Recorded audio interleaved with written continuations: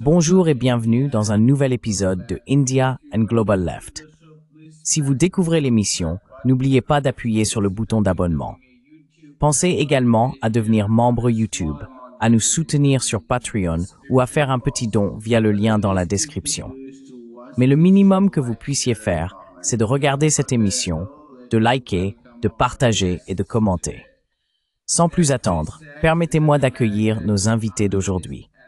Jeffrey Sachs est un économiste américain et analyste en politique publique, professeur à l'Université Columbia.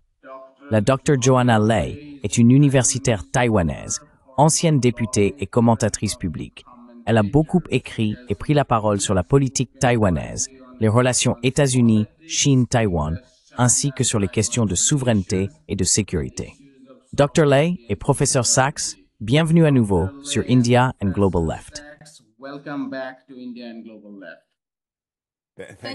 Merci beaucoup. C'est formidable d'être avec Joanna. Je suis très enthousiaste. Professeur Sachs, si nous pouvions commencer avec vous.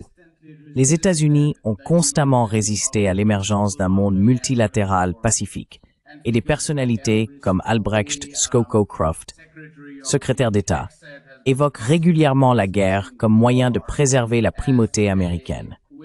À quel point la situation est-elle dangereuse en Asie-Pacifique en particulier? Et pensez-vous que Taïwan pourrait être sacrifié au profit des intérêts stratégiques de Washington?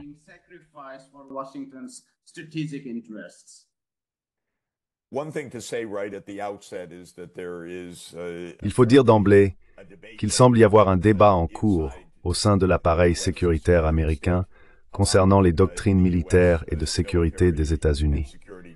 Nous allons donc en apprendre davantage dans les jours et semaines à venir, plus que ce que nous savons actuellement. De nombreux rapports évoquent une nouvelle stratégie de défense nationale qui doit être dévoilée. Certains rapports indiquent qu'elle préconiserait un recentrage de la stratégie américaine. Ce serait intéressant. C'est en fait nécessaire du point de vue des États-Unis. Les États-Unis sont un empire mondial surmené et pas très efficace. Ils possèdent des bases militaires dans environ 80 pays. Il n'existe pas de liste définitive, soit quelques 750 à 800 bases militaires à l'étranger.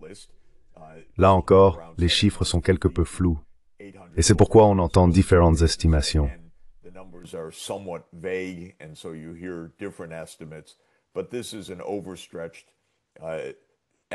Mais il s'agit d'un empire surmené. Et comme pour les empires surmenés du passé, l'un des signes en est l'hémorragie budgétaire. Les États-Unis enregistrent de très importants déficits budgétaires. Ils accumulent rapidement de la dette. Les États-Unis viennent d'entrer dans une fermeture du gouvernement. Cela pourrait durer des heures, des jours, voire des semaines. Mais cela reflète le fait que la politique budgétaire est en désordre aux États-Unis, ce qui est le reflet de la nature surmenée de l'Empire américain. Maintenant, cela étant dit, nous ne savons donc pas vraiment ni ne comprenons ce que fait ce gouvernement Trump, plutôt erratique. La politique étrangère des États-Unis est en partie déterminée par l'État profond.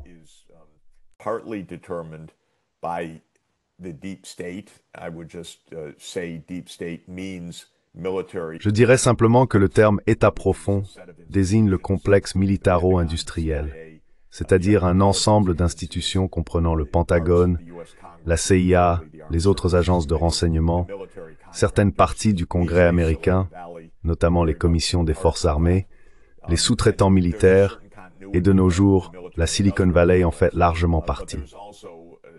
Il existe une certaine continuité dans le complexe militaro-industriel, mais il y a aussi beaucoup d'instabilité actuellement dans la politique américaine en général.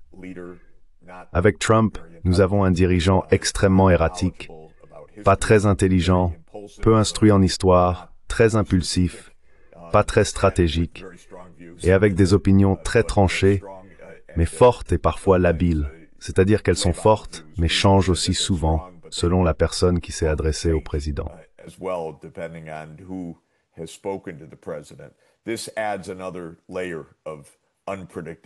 Cela ajoute une nouvelle couche d'imprévisibilité. Pour revenir à votre question, nous ne savons pas vraiment Je dirais même que les observateurs les plus attentifs ne sont pas sûrs de la politique américaine actuelle. Rien n'est clairement formulé. Mais en ce qui concerne Taïwan, le risque, bien sûr, est que les États-Unis entrent dans un conflit ouvert avec la Chine. Je dirais que c'est d'une certaine manière analogue à la guerre en Ukraine, qui est un exemple très clair et frappant de l'arrogance impériale et de la surextension des États-Unis.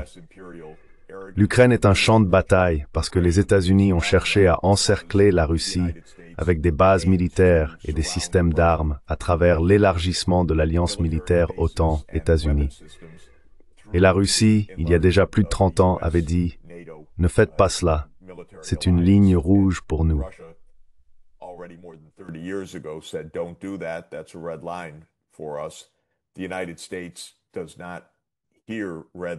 Les États-Unis n'écoutent pas les lignes rouges, traditionnellement.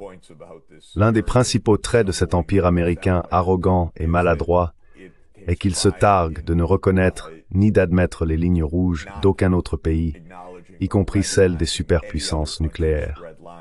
Avec le temps, ils sont devenus de plus en plus sourds aux lignes rouges des autres nations. Dans les années 1950 et 1960, il y avait une certaine prudence mortelle. La doctrine de la destruction mutuelle assurée, l'idée que nous étions au bord de la guerre nucléaire était comprise et dans une certaine mesure respectée. Aujourd'hui, cela est balayé d'un revers de main. Et depuis 25 ans, surtout après la fin de l'Union soviétique, les États-Unis disent « Eh bien, nous sommes seuls, nous pouvons faire ce que nous voulons. »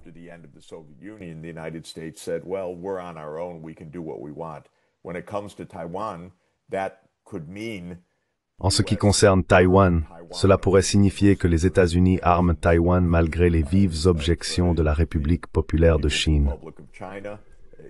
Cela pourrait englober toutes les choses que le Dr. Lay connaît mieux que quiconque au monde. Je n'en dirai donc pas plus, mais cela pourrait impliquer des provocations susceptibles de déboucher sur une guerre ouverte avec la Chine.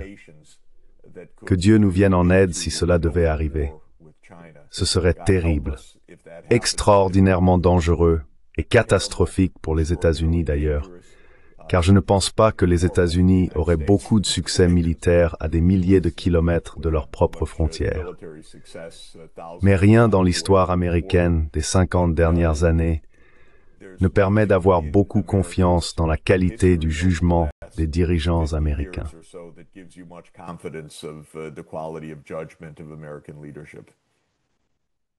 Dr. Lay, si vous pouviez répondre au professeur Sachs, mais aussi ajouter un point de vue sur la façon dont cela est perçu depuis Taïwan, ainsi que sur les différentes forces politiques au sein de Taïwan, lorsque les États-Unis tiennent un discours belliqueux et hystérique à propos de la Chine continentale.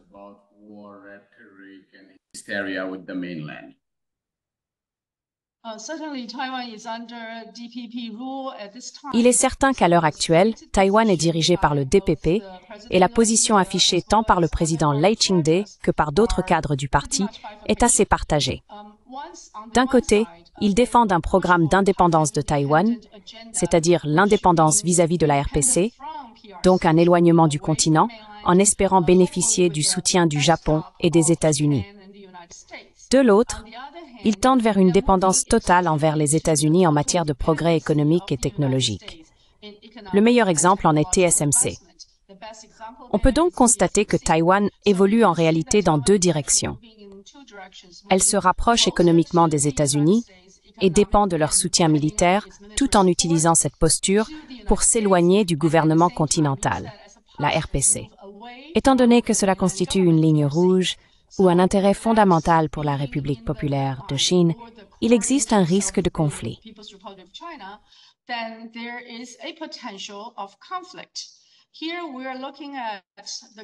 Ici, nous constatons que le gouvernement accorde peu d'attention au potentiel de conflit, s'appuyant essentiellement sur la garantie ou la rhétorique américaine.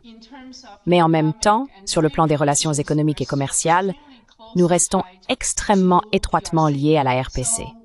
Ainsi, au sein de la société, dans son ensemble, il y a une voix très forte du gouvernement du DPP et beaucoup d'objections discrètes et silencieuses de la part de tous les partis d'opposition et des personnes qui ne revendiquent aucune affiliation politique. Voilà pour le premier point. Le second point, c'est que si l'on regarde attentivement, Jeff a mentionné la similitude avec la guerre en Ukraine. Et j'ai regardé la conférence de presse de Trump et Netanyahou hier avec horreur. Je pense que le début peut présenter certaines similitudes avec la situation ukrainienne lorsque les États-Unis poussaient l'Ukraine à franchir la ligne rouge russe.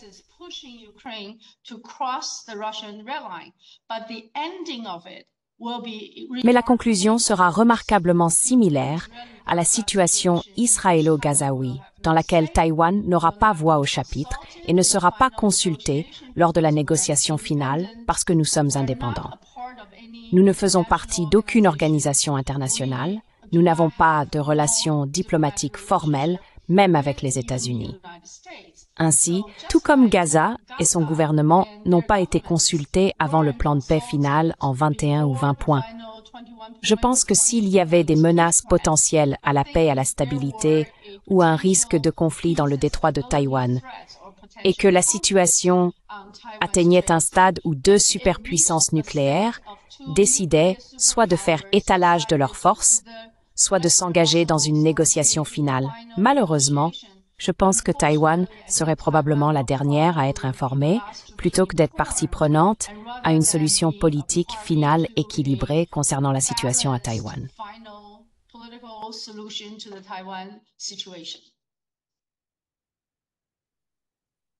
Professeur Sachs, votre réponse.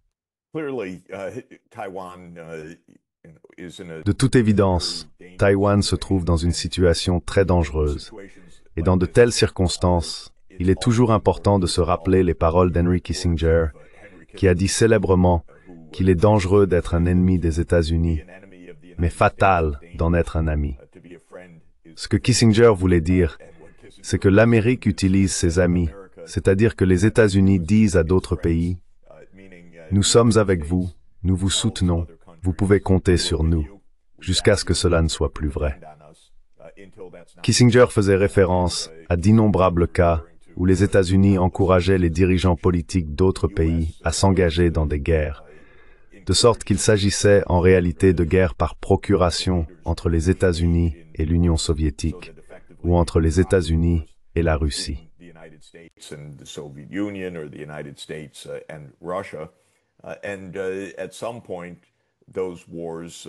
À un certain moment, ces guerres deviennent dévastatrices pour le pays ami. Et à un certain moment, du moins jusqu'à présent, les États-Unis ont choisi une issue qui laisse le soi-disant ami ou allié abandonné à la fin.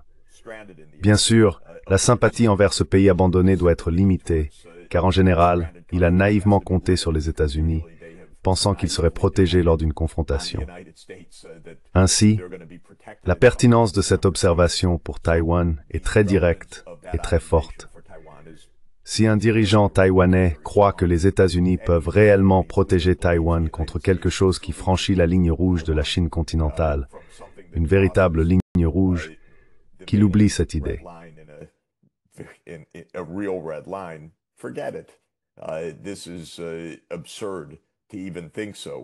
C'est absurde d'y penser même. Et c'est pourquoi j'ai dit ces dernières années, regardez l'Ukraine, regardez l'Ukraine. Vous pouvez aussi regarder Gaza, vous pouvez regarder l'Afghanistan, vous pouvez regarder presque toutes ces guerres de choix dans lesquelles les États-Unis se sont engagés ces dernières années. La Syrie, la Libye, la liste est très très longue. Les États-Unis s'engagent dans des guerres parce qu'ils n'écoutent pas les autres parties. Ils foncent vraiment sans tenir compte des objections et affirment que toutes les objections sont des signes de faiblesse ou de la fausse propagande de l'autre camp ou des bluffs. Ainsi, les États-Unis ont tendance à agir avec une arrogance extraordinaire.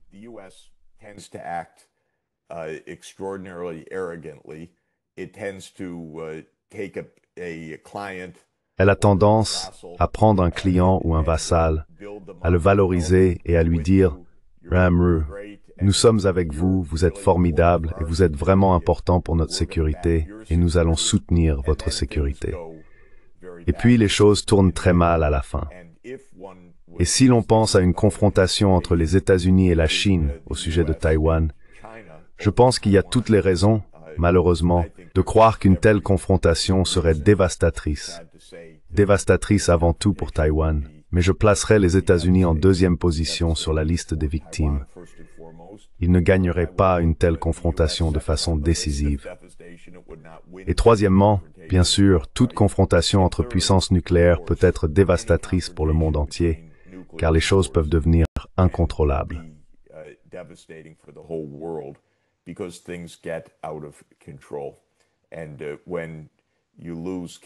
Et lorsque l'on perd de manière conventionnelle, il y a toujours des voix du côté des perdants qui disent qu'il faut aller jusqu'à l'escalade totale, car si l'on perd conventionnellement, on perd tout. On perd notre stature, on perd notre prestige, on perd nos alliances. Dans ce cas précis, si les États-Unis perdaient une confrontation militaire avec la Chine à des milliers de kilomètres des côtes américaines, et c'est ce que suggèrent les simulations de guerre, ce qui pourrait être assez probable. Il y aurait des voix aux États-Unis pour dire « Nous ne pouvons pas nous permettre de perdre cela, car alors nous perdrions la Corée, le Japon, les Philippines, nous perdrions toutes nos alliances en Asie, nous serions chassés d'Asie. » Les conséquences pour les États-Unis seraient absolument dévastatrices.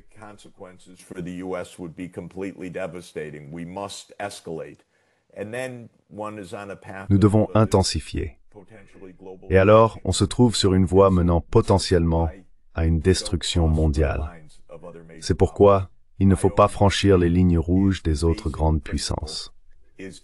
À mon avis, le principe de base est de rester en dehors des sphères d'influence des uns et des autres. Je ne recommande pas que la Chine installe une base militaire au Mexique. Cela ne se passerait pas bien. Je ne pense pas que la Chine doive militariser où que ce soit dans le voisinage américain. Il n'y a aucune raison à cela. Je ne crois pas un instant que la Chine le ferait. Elle n'a aucun intérêt à le faire. De la même manière, je n'ai jamais pensé que les États-Unis devaient avoir des bases militaires en Ukraine, dans le Caucase du Sud, ou n'importe où autour de la Chine. Pour cette raison, c'est une proposition fondamentale. J'ai essayé, dans un petit essai récent, de distinguer deux concepts que je considère comme totalement différents.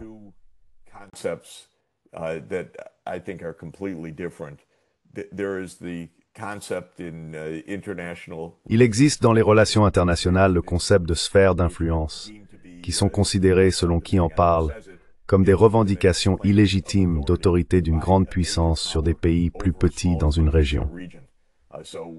Ainsi, la Chine pourrait revendiquer une sphère d'influence sur l'Asie du Sud-Est, par exemple, ou les États-Unis une sphère d'influence sur les Amériques. Mais il existe un autre concept que je pense valable, celui de sphère de sécurité. C'est-à-dire que je crois que les grandes puissances devraient légitimement dire aux autres, surtout aux autres grandes puissances, en particulier aux autres puissances nucléaires, de ne pas venir à nos frontières pour nous menacer, nous harceler, nous provoquer ou nous diviser.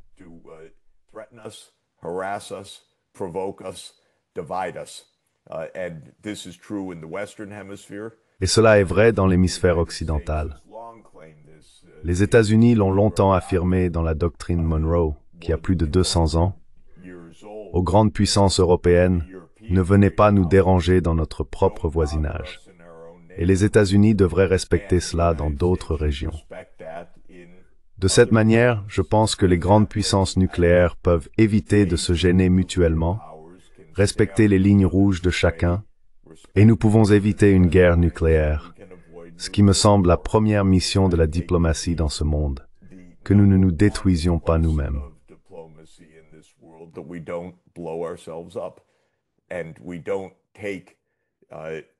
Et nous ne devons pas céder aux provocations, aux accidents ou au manquement au respect des lignes rouges, ce qui pourrait nous entraîner sur une voie d'escalade totalement dévastatrice. Voilà donc mon point fondamental, la prudence. Nous vivons dans un monde où des milliers d'armes nucléaires existent. La Chine a exprimé des lignes rouges concernant Taïwan qui, à mon avis, sont tout à fait compréhensibles d'un point de vue historique. Ce sont les lignes rouges de la Chine, elles doivent être comprises et respectées.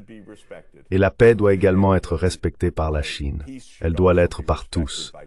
Mais l'essentiel, c'est que nous devons éviter une confrontation nucléaire ou un affrontement entre grandes puissances nucléaires. Nuclear confrontation or confrontation between nuclear power giants.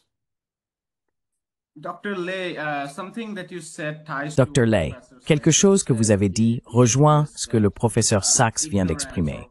S'agit-il d'ignorance ou d'un choix délibéré de la part du DPP de fermer les yeux sur la fragilité de la dépendance à la garantie américaine pour la sécurité de Taïwan, dans le cadre de ce qu'il propose? J'aimerais savoir si vous pouvez nous en dire un peu plus sur la façon dont l'élite dirigeante à Taïwan réagit à la nouvelle stratégie impériale globale que les élites américaines déploient à travers le monde. Je pense notamment à la Corée du Sud, contrainte à un investissement de 350 milliards de dollars, qu'elle ne peut réaliser sans un recours massif aux lignes de swap.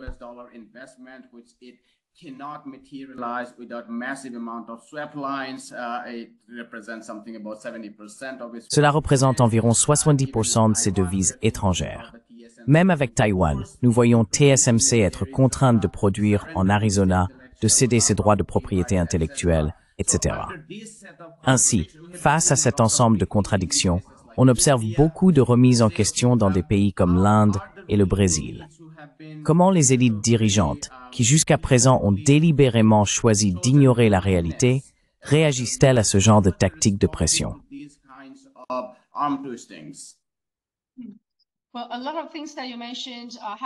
Eh bien, beaucoup des choses que vous avez mentionnées se sont produites après le 2 avril de cette année. Sous couvert de négociations commerciales, le gouvernement actuel du DPP n'a pas seulement acquiescé, mais a également aidé et facilité le transfert des industries de haute technologie de Taïwan vers les États-Unis. Il ne s'agit pas seulement de TSMC, ni seulement du montant en dollars. Avec les autres entreprises satellites et usines qui vont déménager en même temps que TSMC, nous estimons, selon les magazines les plus autorisés, qu'environ 200 000 talents accompagneront ces entreprises. Et ce chiffre est passé de 85 entreprises à environ 200 entreprises sur le site américain de TSMC. Donc si vous pensez que TSMC est un bouclier de silicium pour Taïwan, détrompez-vous, car ce bouclier de silicium sera déplacé de Taïwan vers l'Arizona et le Texas. Voilà pour le premier point.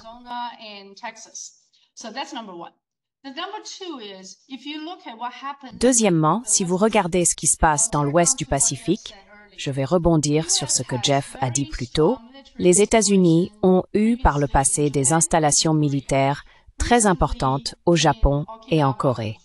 Récemment, à Okinawa, la ligne de front est très proche de Taïwan puis aux Philippines. Les Philippines viennent d'accorder aux États-Unis 9 bases militaires supplémentaires. Donc, si vous examinez l'initiative de dissuasion dans le Pacifique, les installations les plus notables se trouveront aux Philippines. Encore une fois, même sans Taïwan au centre, ils ont tout de même réussi à construire une ligne de perles de la première chaîne d'îles. Tout cela est cohérent avec la stratégie américaine de la paix par la force. Et comme Jeff vient de le dire, il y a des sphères d'influence ou des sphères de sécurité. C'est ce que la Chine fait également. Pensez simplement au RCEP et réfléchissez à la déni d'accès à la left attackers.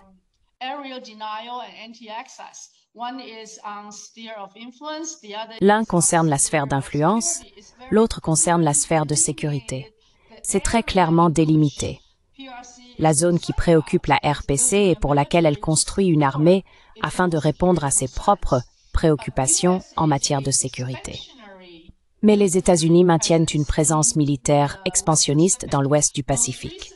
Plus récemment, un sous-marin nucléaire de classe Virginia se trouvait aux Philippines. Auparavant, de plus en plus d'installations de guidage de missiles ont été placées en Corée. Ils déplacent des sous-marins nucléaires de classe Virginia vers l'Australie. Ainsi, dans la stratégie globale des États-Unis, il n'y aura pas seulement des armes conventionnelles, mais aussi des sous-marins nucléaires, les armes les plus létales, stationnées et positionnées dans l'ouest du Pacifique. Cela constituerait donc un potentiel d'escalade. Revenons donc à notre histoire.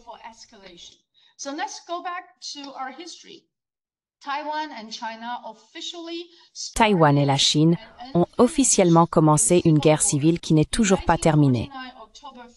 Le 1er octobre 1949, exactement aujourd'hui, lorsque la RPC a établi son gouvernement, Il y avait alors deux gouvernements différents de chaque côté du détroit de Taïwan.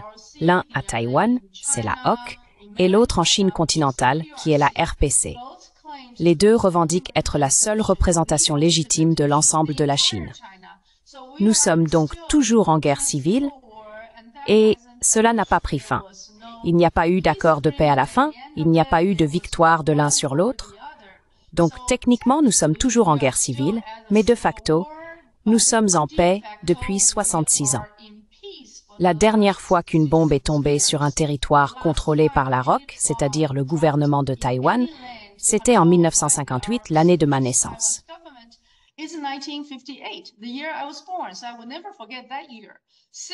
Je n'oublierai donc jamais cette année-là. Il y a 66 ans, la dernière bombe a été larguée sur un territoire du Kuomintang. Mais depuis, nous sommes de facto en paix. C'est ce que je veux dire. Pardon, je me suis mal exprimée. Donc nous sommes de facto en paix. Et pourquoi, tout à coup, ces 3 dernières années, parlons-nous constamment du risque de guerre?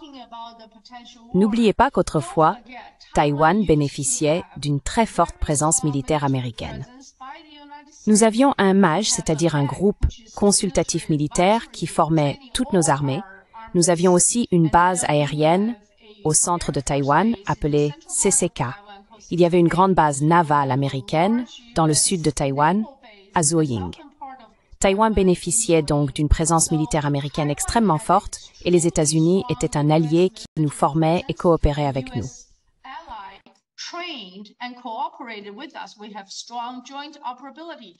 Nous avions une forte interopérabilité conjointe, mais tout cela a soudainement cessé à la fin de 1978.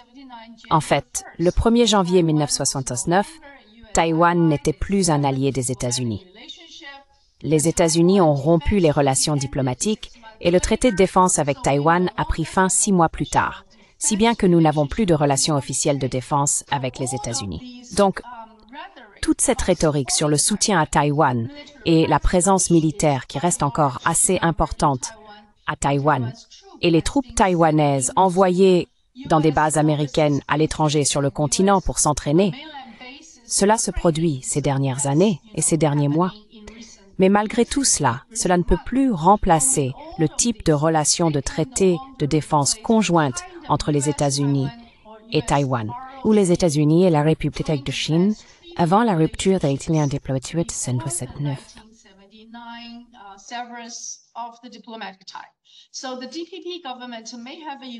Ainsi, le gouvernement du DPP peut se faire des illusions en pensant que les États-Unis soutiennent militairement Taïwan et nous augmentons notre budget militaire cette année d'environ $1 billion taïwanais, mais en réalité, nous n'avons pas le niveau d'interopérabilité ni le degré de soutien qui étaient les nôtres et qui protégeaient Taïwan avant 1969. Il n'y a rien qui s'en approche. Donc toute illusion d'un soutien américain à Taïwan, à mon avis, n'est qu'un très beau scénario propagé par les diplomates actuels de Washington, ainsi que par le personnel du département d'État, et les jeunes responsables inexpérimentés du DPP y ont tout cru. Ils ont pris cette promesse pour argent comptant comme un véritable engagement à défendre Taïwan.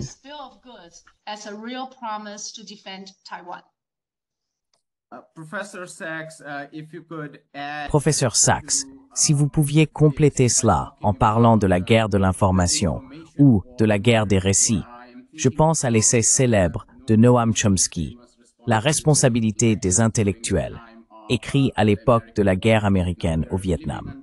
Nous vivons des circonstances similaires, et je pense qu'il est d'autant plus important que les gens aux États-Unis parlent de ce que fait leur pays dans le reste du monde. Au-delà de son empire militaire, sur lequel le Dr. Lay nous a donné un exposé, si vous pouviez nous parler du rôle des think tanks, des médias, de la présence du National Endowment for Democracy, de groupes comme Voice of America ou Radio Free Asia à Taïwan, tous ces acteurs, collectivement ou même à l'intérieur des États-Unis, je pense à des institutions influentes comme Brookings et Hudson, qui accueillent des responsables taïwanais et présentent tout sous la forme d'un récit opposant démocratie et autoritarisme, justifiant ainsi la guerre comme une guerre justifiée. Si vous pouviez aborder ce sujet, cela intéresserait nos téléspectateurs.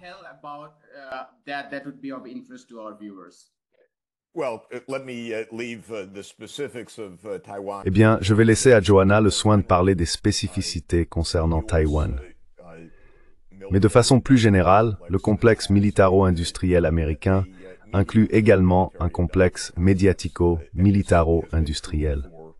Et cela est vrai depuis de nombreuses décennies. Dès les années 1950, la CIA était très impliquée dans les médias grand public aux États-Unis. À l'époque, c'était plus simple. Il n'y avait que quelques journaux et quelques chaînes de diffusion, mais le gouvernement américain jouait un rôle majeur dans le récit officiel, et il a inventé des mensonges systématiques qui, par exemple, dans le cas du Vietnam, ont propagé la guerre, prolongé le conflit, et ont ensuite été révélés par Daniel Ellsberg dans les Pentagon Papers, qui sont devenus une célèbre cause célèbre.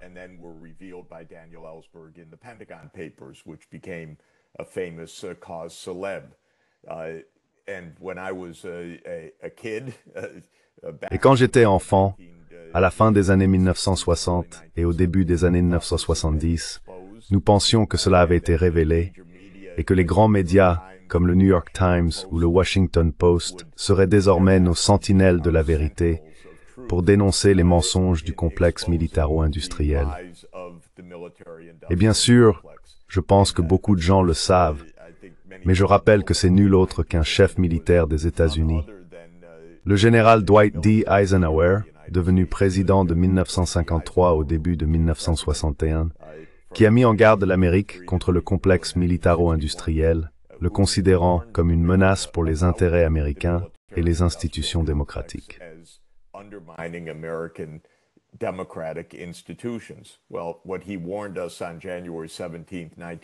Eh bien, ce contre quoi il nous a mis en garde le 17 janvier 1961 s'est entièrement réalisé, et les médias en sont devenus une composante.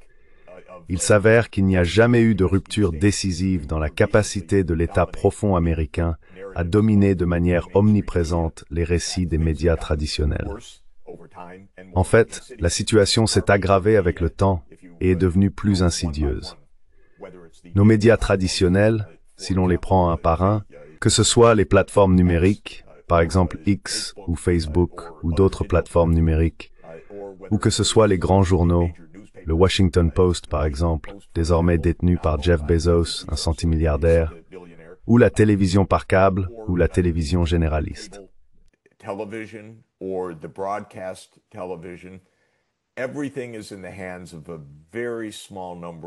Tout est entre les mains d'un très petit nombre de personnes, généralement des méga-milliardaires, étroitement liés au Pentagone, à la CIA, aux agences de renseignement.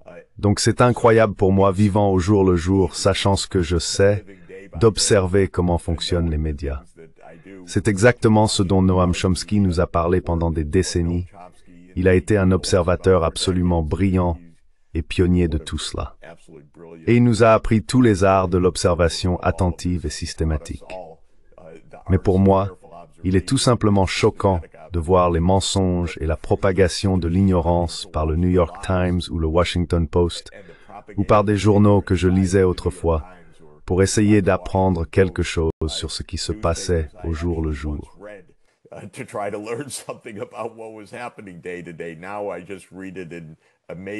Maintenant, je lis ça avec stupéfaction, la mâchoire décrochée, en me demandant à quel point peut-on être ignorant ou comment peut-on raconter de tels mensonges.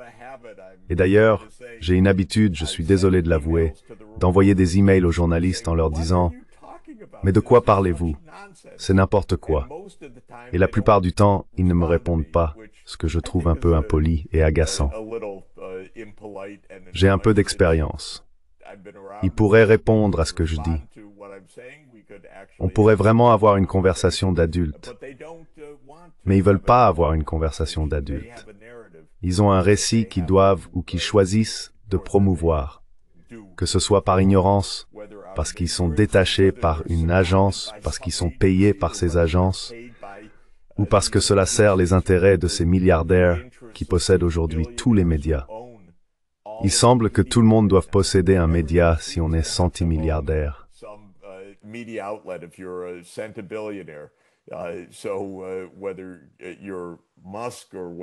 Que vous soyez Musk, Bezos ou n'importe qui d'autre, je pourrais dresser une très longue liste de ces milliardaires. Ils sont tous liés aux contrats militaires, à l'appareil sécuritaire et aux médias grand public. Et ce qui est intéressant d'ailleurs, pour conclure là-dessus, c'est que je n'arrive pas vraiment à comprendre comment cela fonctionne. C'est étrange. Le public ne croit pas ce qu'il entend. Ce n'est donc pas comme si la propagande fonctionnait réellement au niveau de la croyance, mais elle domine le discours. Il n'existe donc pas de récit alternatif cohérent. Le public sait qu'on lui vend un tissu de mensonges, mais il n'entend pas la vérité. Cela occupe simplement l'espace, non pas en convainquant les gens, mais en produisant un bruit incessant qui pousse les gens à se détourner et à se désintéresser de ces questions, laissant ainsi le champ libre au complexe militaro-industriel pour faire ce qu'il veut.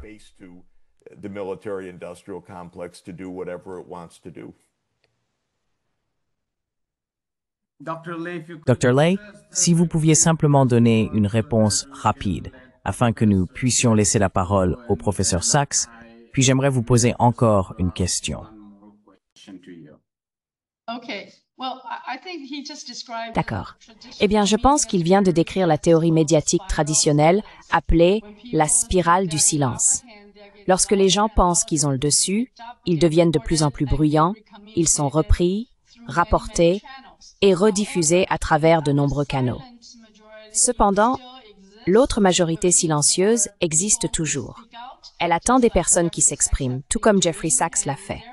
Et donc, Jeff, ce que tu fais est extrêmement important. Tu donnes une voix à ceux qui n'en ont pas.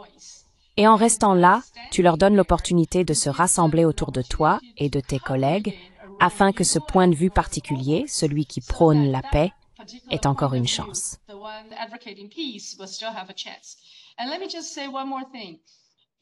Et permettez-moi d'ajouter une chose. Les États-Unis continuent d'être le chevalier blanc, du moins le chevalier blanc autoproclamé. Si l'on regarde la situation à Gaza, Trump pense qu'il est l'ultime chevalier blanc et qu'il peut décider de tout ce qui se passe dans le monde.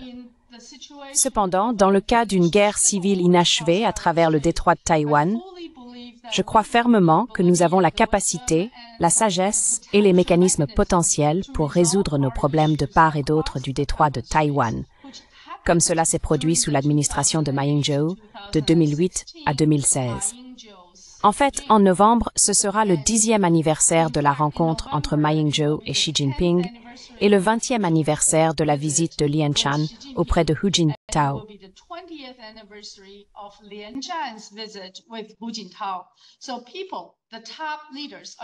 Ainsi, les principaux dirigeants de part et d'autre du détroit de Taïwan ont pu dialoguer directement entre eux.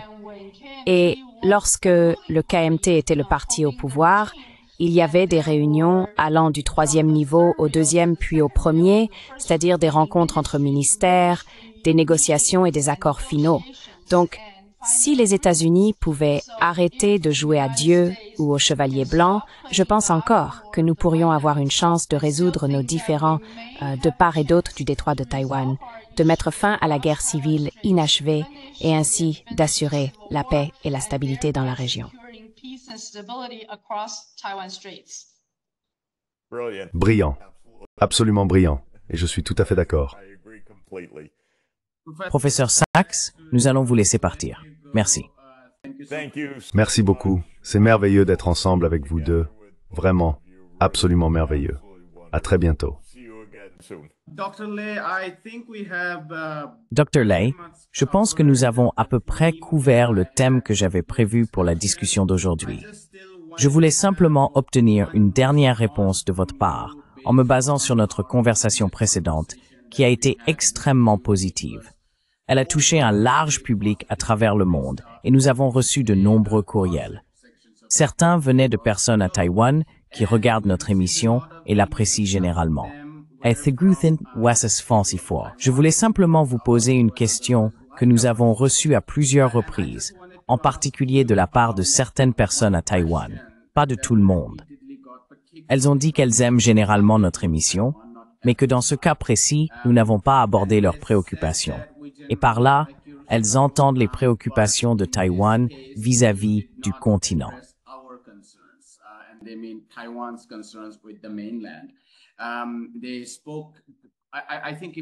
Ils ont parlé, si je me souviens bien, de la liberté de religion, de la démocratie électorale et de la liberté d'expression.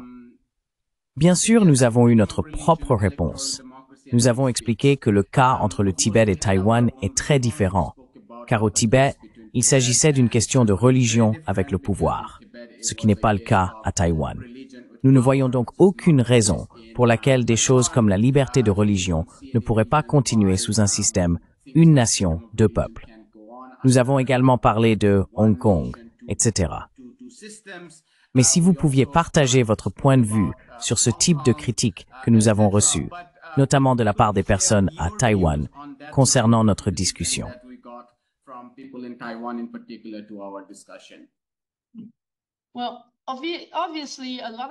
Eh bien, évidemment, beaucoup de gens s'inquiètent du mode de vie à Taïwan. Et si une réunification devait avoir lieu, est-ce que ce mode de vie unique, qui est différent de celui de la Chine continentale, serait préservé? Est-ce que nous pourrions jouir du type de liberté dont nous bénéficions actuellement? Il y a deux réponses à cela. La première, c'est que nous sommes déjà en train de perdre une partie de notre liberté. Si vous vivez à Taïwan et que vous êtes suffisamment ouvert d'esprit, vous pouvez constater que notre liberté, telle qu'elle est protégée par la Constitution, a été bafouée à bien des égards, y compris la liberté d'association, la participation politique, et ainsi de suite. Il existe une nouvelle loi sur les partis qui a permis au gouvernement du DPP de prendre le contrôle de plus de 100 partis politiques et de 40 autres organisations politiques.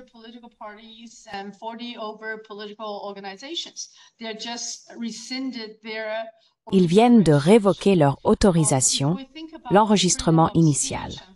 Si l'on réfléchit à la liberté d'expression et à la liberté de la presse, on peut réellement observer que cet espace est de plus en plus restreint, à commencer par la révocation de la licence de CTI, jusqu'à de nombreuses interventions ou ingérences directes dans la liberté d'expression. C'est un peu comme si le président de la FCC américaine menaçait directement ABC et Disney lors de l'émission de Jimmy Kimmel. Donc vous savez, je pense que la liberté d'expression est partout menacée, surtout par ceux qui détiennent le pouvoir. Mais cela dit, il y a beaucoup de choses formidables et précieuses à Taïwan que les gens tiennent à préserver. Si l'on examine simplement 3 ou 4 endroits différents, Hong Kong, Maïweskin Euro rétrocédé à la Chine.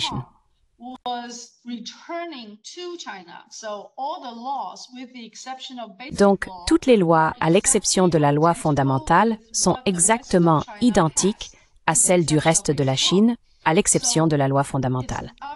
Ce n'est donc évidemment pas un très bon exemple si l'on veut préserver certaines libertés à Taïwan. Et si l'on regarde le Tibet et d'autres régions, elles ont toujours fait partie de la Chine. Il y a donc des dissidents politiques, des dissidents religieux, et il existe des luttes et beaucoup de résistance politique à ce sujet.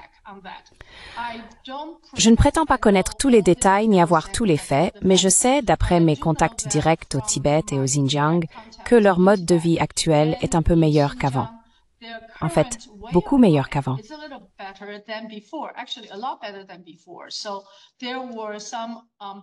Il y avait donc un certain équilibre des pouvoirs dans ces endroits. Mais encore une fois, cela fait partie de la Chine, même si ce n'est qu'une région autonome ou une région autonome de minorité. Maintenant, examinons la situation de Taïwan. Taïwan, même si d'un point de vue constitutionnel cela fait partie de la Chine, n'est pas sous le contrôle du gouvernement de la RPC. Ce n'est pas sous le contrôle du Parti communiste. Je pense donc qu'une meilleure analogie serait le district nouvellement formé de Hainan. Hainan, en tant que port France, possède de nombreuses lois différentes du reste de la Chine parce qu'ils essayent d'en faire une zone ouverte, ce qui leur accorde certaines libertés à bien des égards.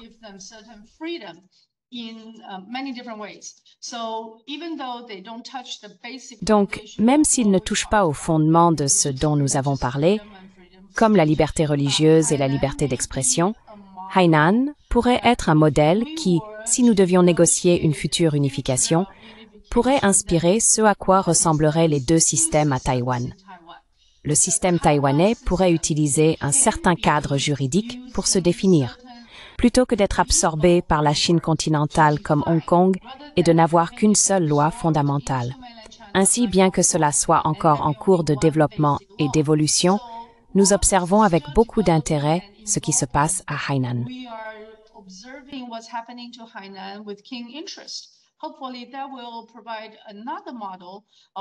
Espérons que cela offrira un autre modèle pour préserver ce que les Taïwanais aiment et chérissent dans leur mode de vie, tout en évitant la guerre et en permettant une participation économique plus large, en rejoignant l'essor général de l'Asie, de la région Asie-Pacifique et du reste du Sud global. Il pourrait y avoir une opportunité pour Taïwan de passer par la Chine et de participer à cette dynamique ascendante, ainsi qu'à l'essor du Sud global. Ce serait un avenir très enthousiasmant. Encore une fois, nous n'avons pas tout l'avenir entre nos mains. Mais avec sagesse, volonté et la capacité d'éviter la guerre et la destruction, nous pouvons organiser certains forums de discussion pour évoquer des solutions potentielles pour l'avenir. Cela peut commencer comme une toute petite graine de moutarde, mais cela peut devenir un plan d'ensemble prometteur.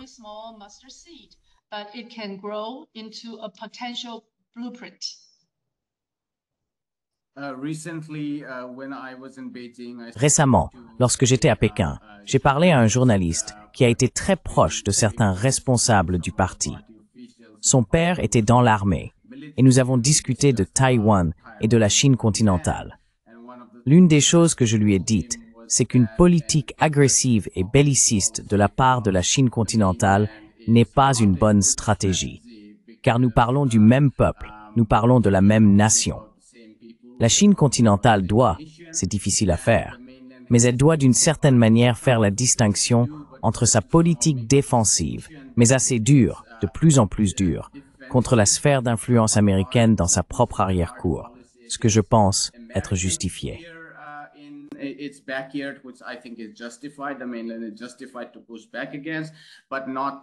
La Chine continentale est en droit de riposter, mais elle ne devrait pas laisser cette sanction s'abattre sur Taïwan, car il s'agit du même peuple. De la même manière, je dis souvent aux Taïwanais qu'ils doivent négocier fermement pour les choses auxquelles ils tiennent et qu'ils veulent préserver. Mais l'une des priorités est d'éviter de s'engager dans un conflit militaire avec la Chine continentale à la demande des Américains. La Chine continentale serait plus encline à faire de plus en plus de concessions tant que Taïwan ne donne pas l'impression de s'appuyer sur les Américains et d'envisager une solution militaire à cette longue histoire. Dernier commentaire de votre part, puis nous conclurons.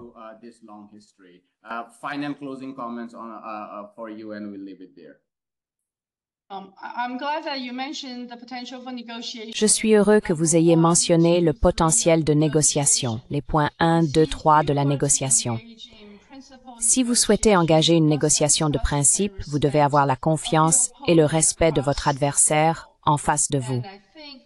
Je pense qu'actuellement, le DPP n'a ni la confiance ni le respect de la Chine continentale.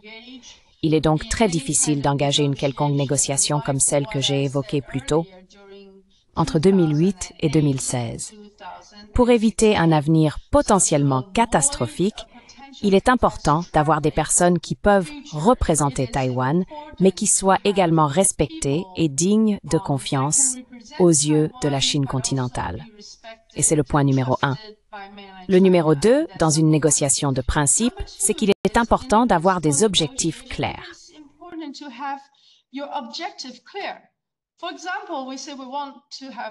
Par exemple, nous disons que nous voulons préserver le mode de vie de Taïwan, mais qu'est-ce qui nous importe vraiment? Qu'est-ce que nous voulons voir garanti? Quel type d'indicateur de performance pourrait-on envisager? Quelle garantie recherchons-nous? On ne peut pas simplement dire que l'on veut que tout reste inchangé à Taïwan. Ce ne sera pas une position de départ dans une négociation. Il faut clarifier les choses et les habitants de Taïwan doivent parvenir à un consensus sur ce qui est important pour eux. Je pense qu'une grande partie de cette introspection a été occultée par les grands discours sur une Taïwan indépendante soutenue par les États-Unis et le Japon.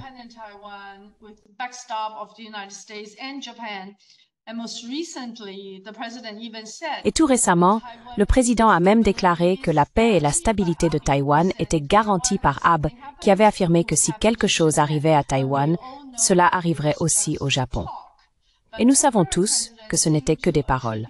Mais le président actuel semble attribuer tout, y compris la paix, la stabilité et le statu quo du détroit de Taïwan, à Abe, et a même adopté une position japonaise sur la fin de la Seconde Guerre mondiale, affirmant qu'il s'agit de la fin de la guerre et non d'une reddition complète des forces militaires japonaises. Donc je pense qu'à Taïwan, nous avons beaucoup de travail à faire pour nous préparer à une situation où la Chine continentale serait disposée à négocier avec nous.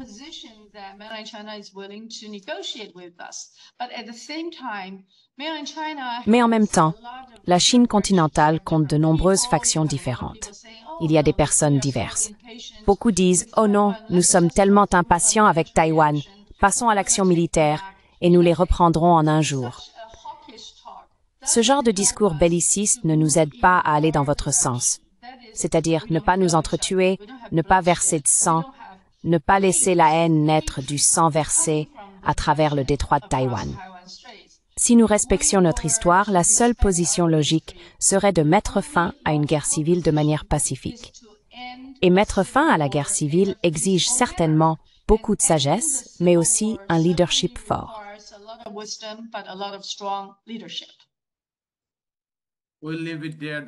Nous allons nous arrêter là, Dr. Lay. Ce fut une conversation fascinante sur la géopolitique en Asie-Pacifique. Mais nous sommes également ravis d'avoir pu aborder certaines dynamiques internes de Taïwan. Merci beaucoup pour votre temps. Merci. Bonjour, je m'appelle Ayushman. Avec Jyotishman, nous avons lancé cette plateforme.